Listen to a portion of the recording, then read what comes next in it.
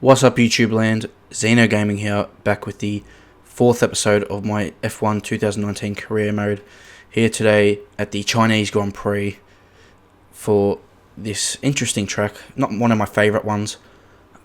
As you can see on the screen here, we have got our engine and aerodynamic upgrade that we were supposed to get in Bahrain, but that have come now for the Chinese race, which is good news for us. And as you can see here on the screen, Ferrari have made a nice jump, Renault have made a bit of a jump, we've made a slight jump to be closer to McLaren, Williams are closer, and so is Alfa Romeo. So that's all good news.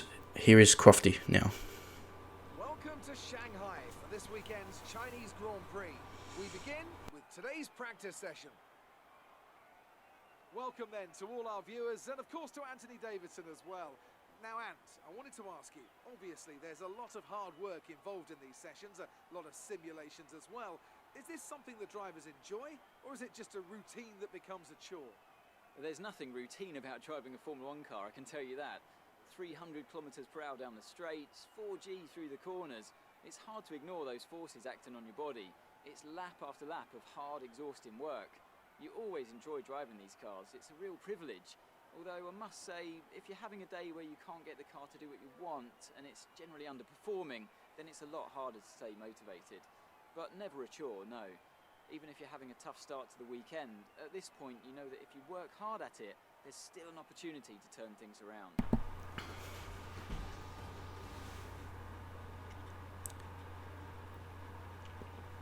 So here we are in practice. This is just the qualifying program. I did feel a lot more comfortable this weekend around China, as you can see with the qualifying time that we're about to put in practice too. It was just much compared to Bahrain. Just felt so much more confident in the car, and a fast lap there put us into 6th place for the session, which was 7th overall by the end of it. Still 1.6 seconds off what Leclerc was able to do, but in the Toro Rosso car, I saw what Albon did as well. It made me feel really confident going into the race.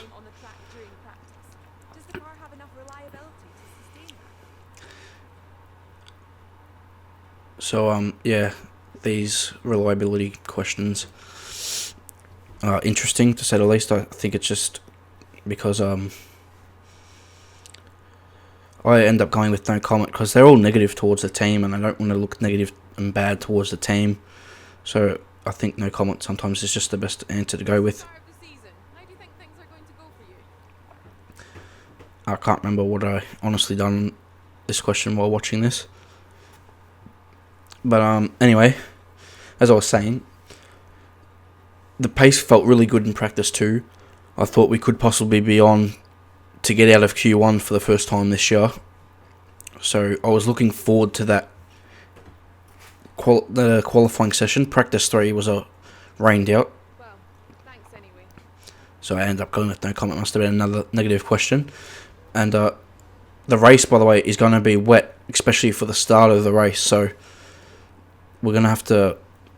I thought about maybe changing to slightly more wet setup, but then I decided to go with the dry setup and just hope the rain wouldn't last too long in the race, and I'd have ultimate pace. I was trying to get the best grid position possible for the Grand Prix, and hope we can just maintain during the wet period. I don't think it will be raining for too long, but there is that spanner in the work. It will be a wet race.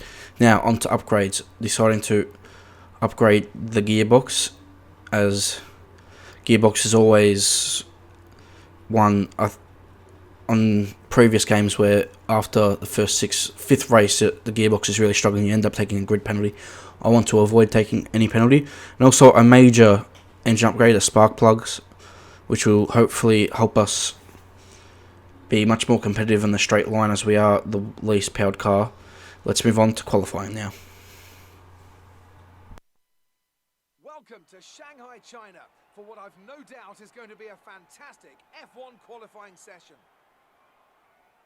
In recent seasons, much talk has been made about tyre wear.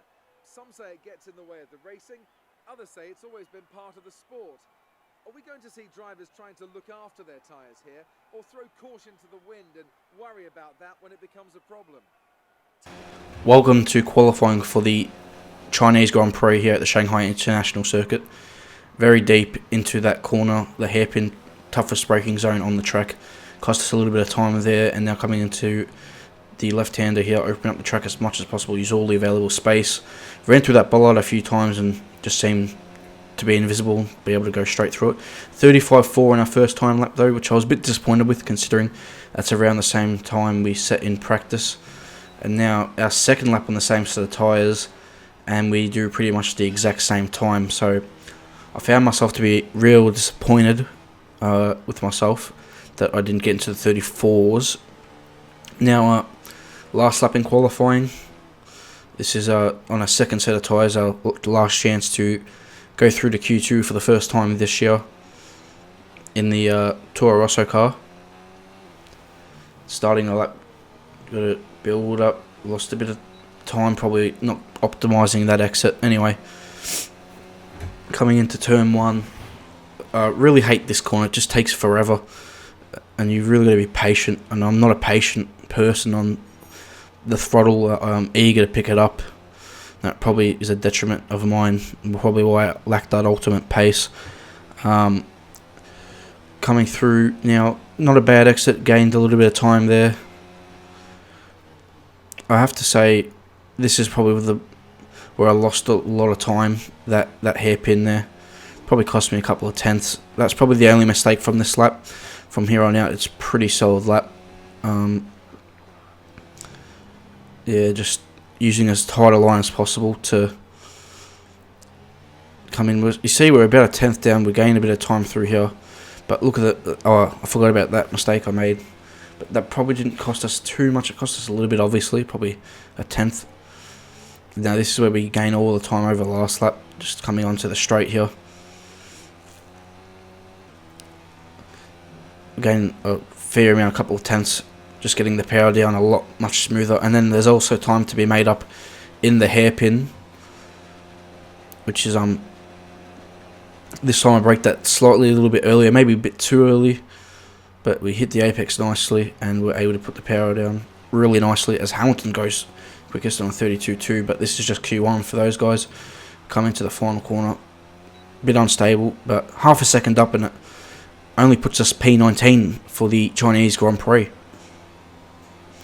So once again, just not able to get that clean lap in, but I don't think there was much more in that lap, maybe 0.2 of a second. So anyway, it's us out of Q1 again, 19th for the third straight race, which is really disappointing. Raikkonen also out again, so he's struggling to get out of Q1. Albon this time ahead of George Russell. So yeah, we're about 0.3 off Albon's pace, which is disappointing. Now, let's head to David Croft for the race introduction. It's time to find out which driver is up to the task of claiming the Chinese Grand Prix. We're here in Shanghai. The ever-tightening turns 1 and 2 will prove tricky in the slippery conditions here at Shanghai, and anyone that slides wide will lose a lot of time getting back on track. Turn 14 should still be the best place for overtaking, but we'll have to see some improvement in the weather before the drivers can take advantage of that DRS assistance. With the Grand Prix nearly upon us, Anthony Davidson is by my side once again to offer his perspective. Now, I want to ask you about Lando Norris. Looks like they've got a tough race in store today, as grid penalties from changing power unit components has forced them further down the field. Everyone has to deal with penalties or reliability issues from time to time throughout their career. You just have to suck up the pain and get on with the job at hand. Today isn't about performing a miracle to put the car back where it should be. It's about effective damage limitation. It's time to see how our drivers are stacking up after yesterday's exciting qualifying session. Sebastian Vettel has a clear track ahead of him today. He starts in pole position, and Lewis Hamilton completes the front row. Looking at the rest of today's grid, we have Leclerc, Gasly, Valtteri Bottas, and Verstappen, Ricciardo, Grosjean, Perez, and Devon Butler, Magnussen, Hulkenberg, Lance Stroll, and Faber, Raikkonen, Albon, George Russell, and the captain, Kubica, and Lando Norris starts from the back of the grid. Now it's almost time to lights out, so let's go down to the track.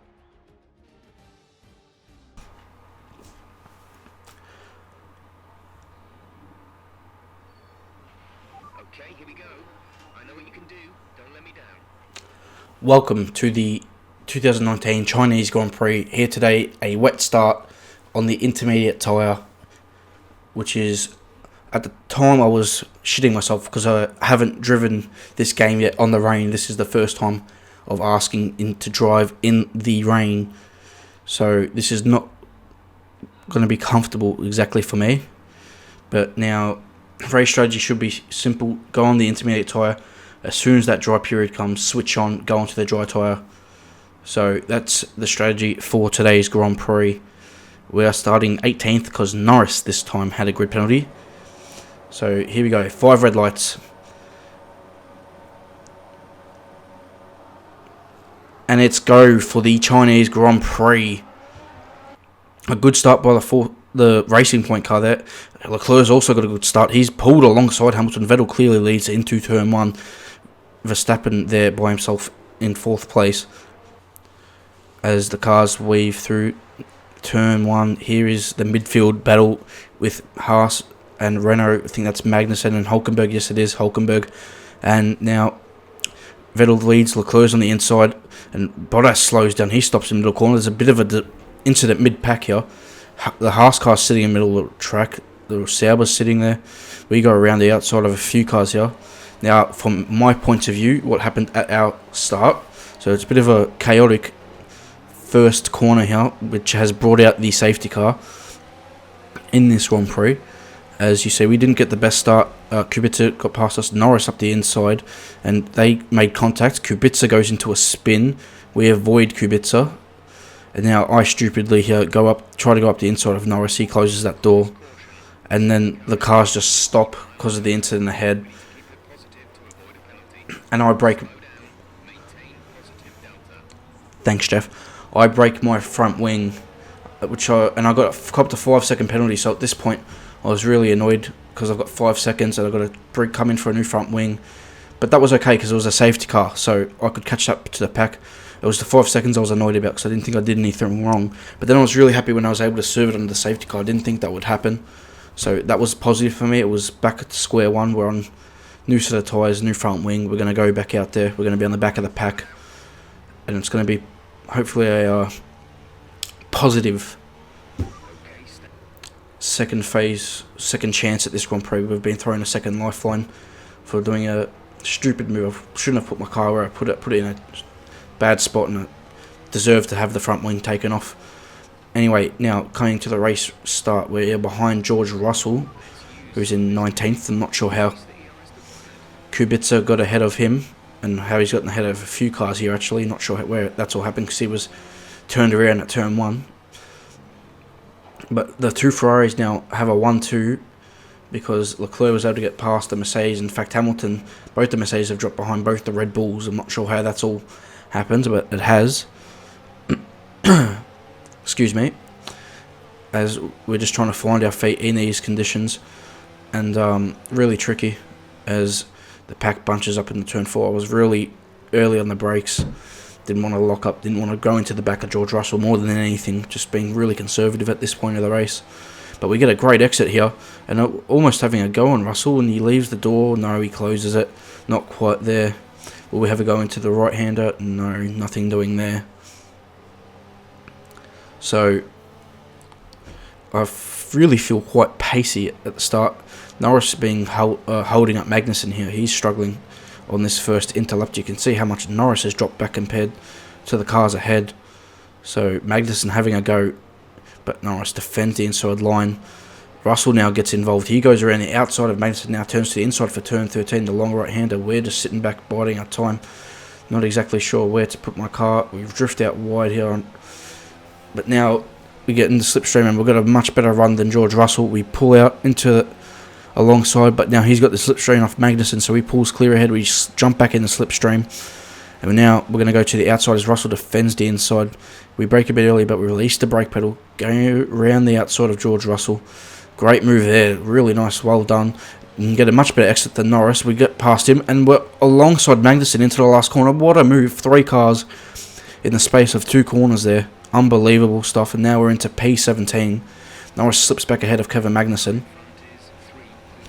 and that was really a good feeling to get past 3 cars in one go. And then we pulled away as well from the cars behind. You can see Magnussen finally got past Norris. He's coming with us, and now we're up to the back of Lucas Weber, our teammate Albon, and Robert Kubica. We get a much better exit than Weber. We pull alongside, and that's job done. And I was feeling really good about these intermediate conditions at this time, as Weber once again around the outside. He's got it back, has he? We go down the inside, but Weber once again confident around the outside, much more confident than me on the brakes. But as we overtake him now, as we hang him out to dry, and that's the job done. Hopefully, we can try and move on to getting past our teammate as we slide.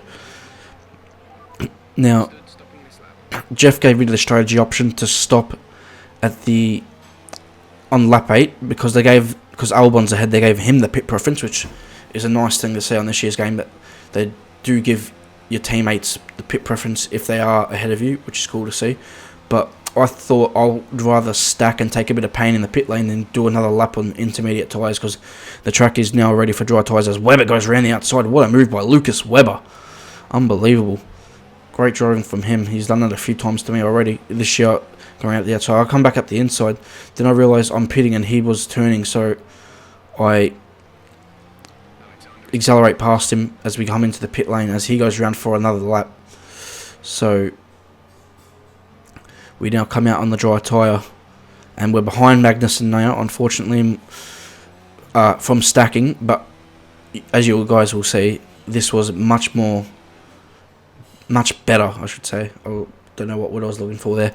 Much more efficient, I think I was going to say, to take a bit of pain in the pit lane than take the pain out on the track, because when we come round, you'll see that we gain a lot of time on Weber compared to doing one lap on the dry tyre instead of the lap on the intermediate tyre, and taking about 5 seconds we lost in the pit lane, as you can see where Alex is on track.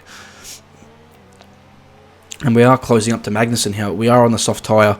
A lot of the other drivers have gone onto the medium tyre, and we just have a lot more pace. As you can see, we're purple in the middle sector, as you would expect, which definitely means it is ready for the dry tyre. And this outlap, I felt like I was driving really conservatively, but I caught right up to Magnussen. Now we have the chance to overtake him. He's got nothing to defend with. We've got slipstream, DRS, open the DRS alongside the harsh driver, and we are through into P17, which is a nice move there.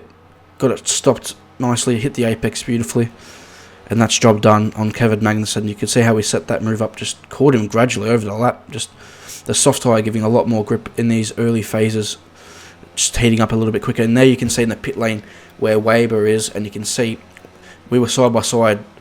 Now look where he is coming out. So gained, that's a good part of 10 seconds he's lost, maybe more. So it was definitely the right call to double stack in the pit stops. And now we are right up behind Robert Kubica, the Poland driver, struggling on the medium tyre. We've got a much better exit. It's just a matter of time before we get past. We're going to have a look into turn 6, but we're not quite far enough alongside, and I back out of that one. And now we got a much better exit again. Can we go up the inside into turn 7? The fast left-hander, yes we can. Much more confident than the Williams driver.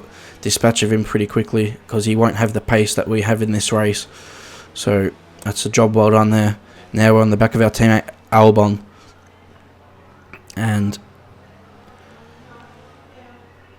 he's on the medium tyre as well. So Sebastian Vettel puts in a 38.8, new fastest lap of the race. And now we have got DRS on our teammate. No, yes, we do have a DRS, sorry. And slipstream here. We're gaining all the time. Albon defends to the inside. We're going to go to the inside as well. And that's a great move. Can we hold on? He will get the switch back on us. Yes, he will. But we have now got track position for the left-hander. So give him a bit of room. That's a nice move. Went deep into the hairpin because of the line. Not so much because of how late we braked. And Albon was able to get the switch back. Great racing there between the two teammates. Now, we didn't exactly pull away from Albon, but Magnussen now has caught the back of us, and he's overtaking my teammate. This is about the point where the soft tyre was probably just wearing out that little bit too much, and we're looking soon to be coming into the pits as we're pushing very hard using all the road and probably a bit more. As you can see, Magnussen is now through on our teammate. He's going to have a go at us into turn 1. No, not close enough. Moving on to the next lap here. Magnussen, we've got a great run out of the double left-hander. Now he's going to go up the inside into turn 11. As we come through, we defend and hold on through turn 12. But he's going to have a great opportunity on the straight. And my teammate Albon is close as well. They're going to have both a great opportunity. We've run a little bit wide through 13. Really trying to, not wanting to lift as Bottas has lowered the fastest lap to a 36.1. He now has that extra point, fastest lap of the race. So crucial this year. Now defending. Magnussen looking down the inside as we leave him the space, and we get a crunch as Albon's down the inside of him as well. So Alex has taken 2 places in one corner, and we managed to defend off K-Mag into the last corner. So we will hold on just for now to P15. Albon into 14th, Magnussen in 16th. So we got the big crunch on the last lap. This lap, Magnussen is closer to us once again, and we're just trying to ease the power down nicely. Where is Kevin? He's there. And as you can see, the tyre wear is not looking the greatest on this soft tyre. That just the ultimate pace has gone away from us. It's gone towards the medium tyres. I don't know if the medium tyres, they might have taken a few extra laps to warm up compared to the soft tyre, and now they are into the window, into the operating zone, as we once again defend the Magnussen, and we're going to be coming in at the end of the next lap, lap 14. So is that both the Renaults in the pit lane, which is no, I think one of them, that was a McLaren. Oh no, it's a Haas. I think it's Grosjean, Hulkenberg and Grosjean in the pits. Really tricky to see on the window what colour the dot was. So yeah, didn't think both the Renaults would be pitting at the same time. That would have been quite poor team management. Anyway, yeah, Magnussen's got just much more grip now. And we defend the inside, he goes to the outside, we leave him a bit of space and he's hit us. Maybe we squeeze him a bit too much. I'm not sure how that damaged the right side of the front wing, as you saw there quickly on the damage area. I'm not sure how it's damaged that side of the front wing, but there is damage to the front wing, and the understeer is absolutely horrendous. And here I was checking the damage, I couldn't exactly tell by that camera angle. But we've got to come in this lap anyway.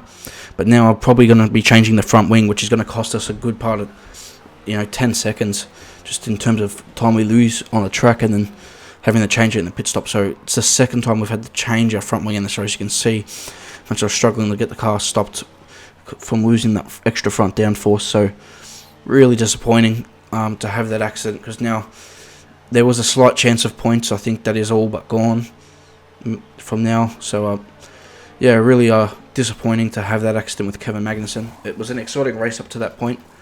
Now it's going to be tough to just beat our teammate in this race, as that's Weber in as well, and you can see what it's cost us, because he's jumped us and he was a fair way behind us. So it's cost us a lot of time, unfortunately. And out onto the medium tyre. The medium tyre is a cool tyre to have. It's just in that you can push and you get pretty good pace on it, but it also doesn't wear out quickly.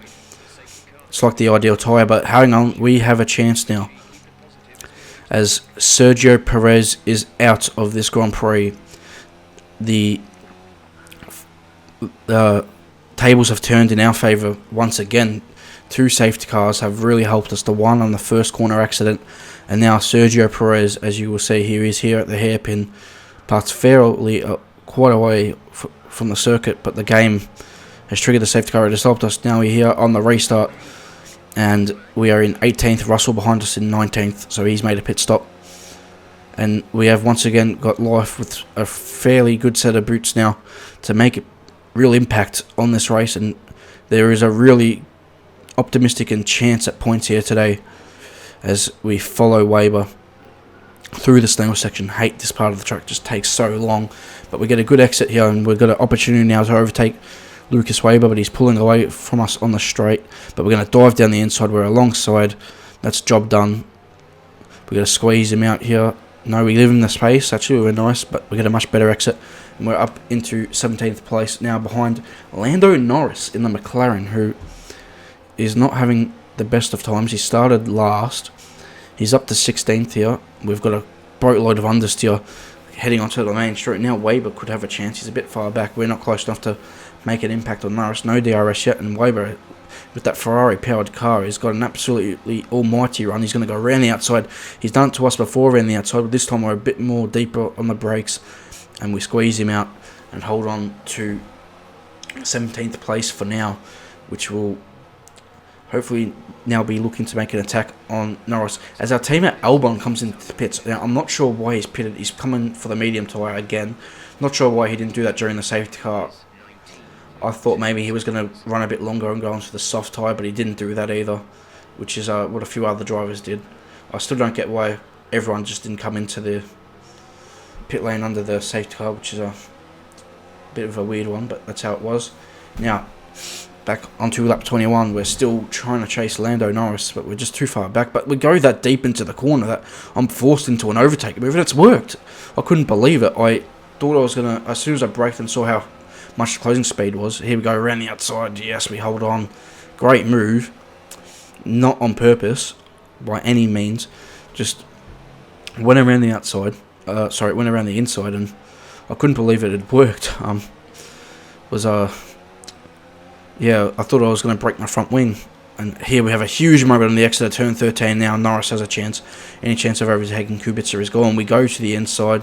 Now we're just going to hold the line and hope he comes back into the slipstream. We go back to the racing line. We've made our move. We can't defend the inside anymore. Braking at the 100-metre board. And now we hold on to the position just about. But yeah, didn't mean to overtake Norris there. But just to avoid an accident, I ended up turning it into an overtake, which was pretty fortunate. And he gave me just enough space to get through. Now I'm moving on to lap 22, back end loss again, really pushing hard to try and catch Kubica, because there is a chance of points here. We're in 14th here. That Ferrari of Leclerc is points, and he's chasing the likes of Butler, who we do have a real chance of overtaking. We've got a great exit onto the straight this time, and we're really close to Robert Kubica. As we open the DRS, overtake mode in the RS, we have the chance to dive one down the inside, but we're just not not close enough. We're gonna have to really be brave on the brakes here. We gaining. I realised Kubica was turning in, so I turned in early to make sure there was no contact, but no move done there. Kubica holds on defensive position nicely. We're stuck in 14th, and I'm getting a bit frustrated. That's Hamilton in the pits. Lewis Hamilton's making a stop. He's one of the drivers on the soft tyres. Norris now getting close into turn 1. Will he go around the outside? We defend the position. We go wide in turn 1. We're almost off the track. Norris down the inside again. We're looking at Kubica's rear wing. Now we're defending from Norris. This has been a great race battle. The battles have been unbelievable on this year's game.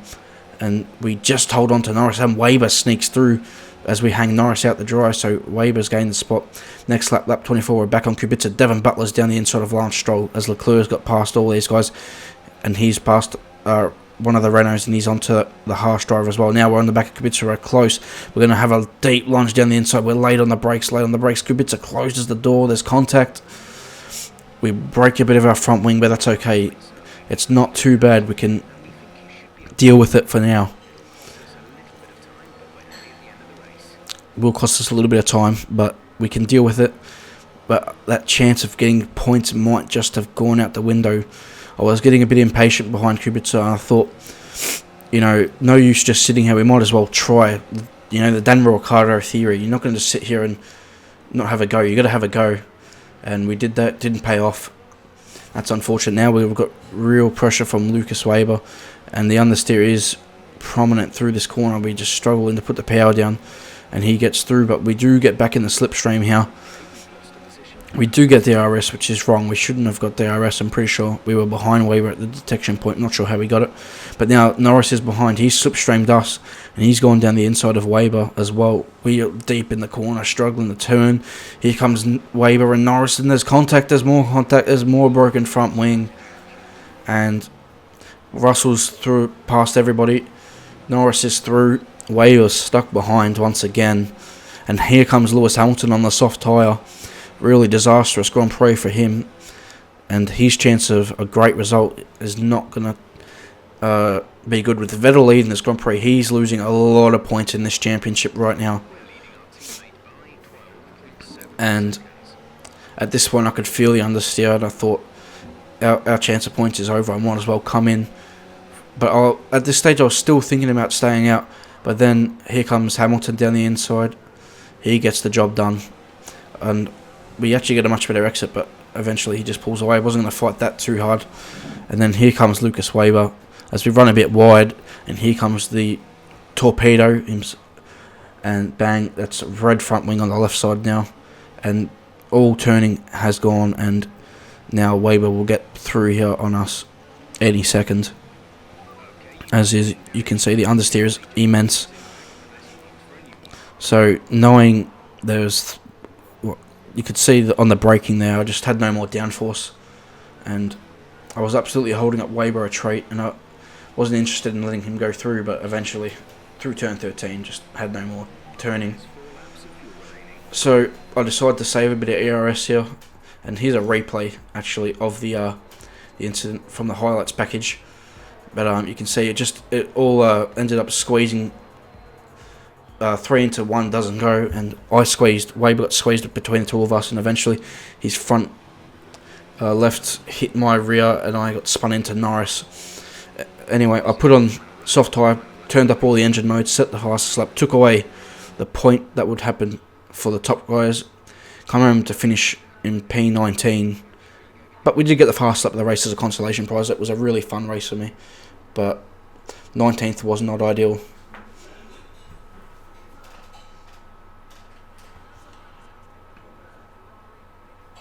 In doubt. Tell me, Ant, how did they manage to achieve this win? Well, they played the safety car to absolute perfection. There are so many factors to worry about once the race is neutralised. I mean, do you pit for fresh rubber? Do you have the space behind you? How much fuel can you save? If you answer all of those questions correctly, you'll have a good chance. And that's exactly what happened today. Looking at the podium, you can see that red suit familiar to fans across the globe. A world-class win for a world-class team. Ferrari do it again. So Vettel wins his third race of the season. He's won the first 3 Grand Prix this year. Bottas second, Verstappen third, so 3 teams on the podium, which is always good to see for the competitiveness of Formula 1. And but once again, Vettel is your winner, and he has now got 75 points after the first 3 races in the championship. So he is dominating right now with the victory. Gasly gets a great result to finish 4th. He beat Leclerc in 5th, Hulkenberg 6th, Ricciardo 7th, Romain Grosjean 8th, Lance Stroll 9th, with Hamilton did end up taking that final point in 10th, but when it comes to the championship, he has to be disappointed because Vettel has taken 75 points from the first 3 races. You know, these who we expect to be the 2 championship rivals. Butler 11th, Magnussen 12th, 13th for Kubica. A teammate, Albon, ended up 17th. He had a horrible afternoon because of the strategy. Perez is the only retirement. We finish in 19th. Do get the fastest lap of the race. Here's the championship standings. Vettel now has a 33-point lead over Leclerc. I wish I would have held it a bit longer. We are also selected a new rival, Lucas Weber, finally became available to us, and I thought that would be the best challenge. I didn't want to challenge the Williams cars. I thought that was a bit too easy, even though they have been beating me. I feel like I've finally gotten used to this game, and we'll be able to beat the Williams cars in the race consistently. Qualifying, maybe not so much, but might tinker with the difficulty a bit. 105 has been very tough for me on this year's game. That Commiserations on that result. It's been a tough weekend. Looks like one of your rivals has also been invited to a historical event. This could be a good opportunity to play up your rivalry with the press and expand your reputation. So yeah, got a event there. Overall, it was a good race. I was really happy with how it went, apart from the ending, which is a bit unfortunate, just how things go. Broke my front wing 3 times in the race. It was really eventful, really chaotic, really had fun battles. Really, you got to earn your overtakes this year in the game, and I've learnt that. I probably should have waited till the long straight. And the AI are able to go so deep on the brakes this year. It really makes it tough. Here's an interview transcript from Butler. If you want to read it, the cocky guy looks like he's forming a bit of a rivalry with Kevin Magnussen, which is interesting to see. He's talking a bit of shit about him. But that's been the episode today, guys. I hope you enjoyed it. Please leave a like, leave your comments down in the comment section below. Feedback will be really well considered. And hope you guys will be back for the next episode in Baku. A tough track, street circuit. It's going to be interesting. Might turn down the difficulty a little bit for it, as the game's been very tough. But I'll see you guys then. See ya.